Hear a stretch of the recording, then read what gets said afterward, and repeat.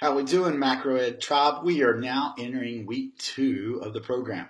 Can't tell you guys how excited I am about the posts and all the participation that's been made in the page. That was one of our goals in having a paid program is people would have more skin in the game and they would hop into the page and be more interactive.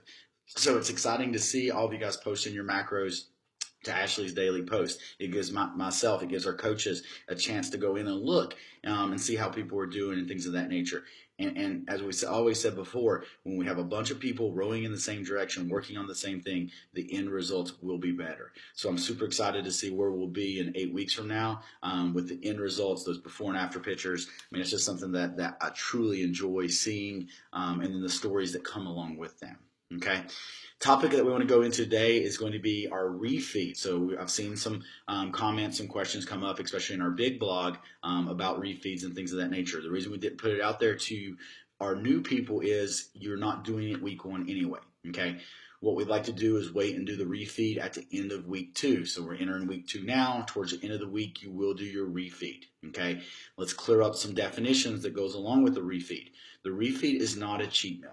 Okay, and the reason I don't like using the term cheat is the way I want you guys to view foods is foods are either a protein, carb, or fat. We must get back, that emotional roll or take away that emotional roller coaster that comes with diet sometimes, with rules of diets. Okay, I try not to have rules. I try to have guidelines. So for example, the question came up last night with one of my soldiers where his wife does not have a weight problem and he does, and she had texted and said she had bought some type of cookie that that they like to have together and things of that nature.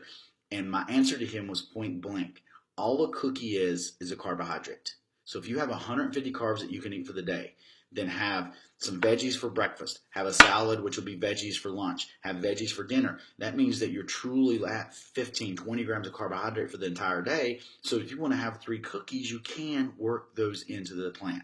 And that's the way I love to just look at food. It's either a protein, carb, or fat.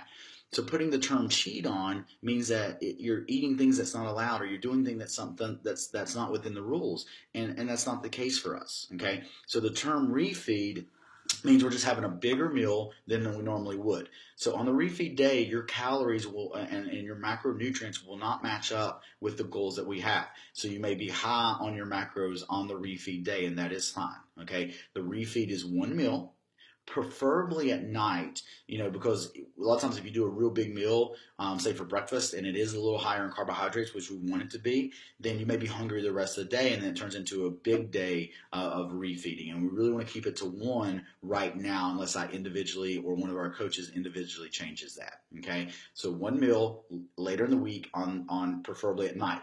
Now let's talk about the psychological benefits to this. So what we see is when you can go out and socialize with your family, your friends, your little subculture, then it makes it a little bit easier when you can eat what you want to and not necessarily have to stay on a quote diet. Okay, so there's a psychological benefit to being able to go out and have what you want to, enjoy a nice dinner, a glass of wine with your spouse, things of that nature. Okay, and then that helps us kind of be strict or stay on track the rest of the week. So there is a psychological benefit to doing this refeed.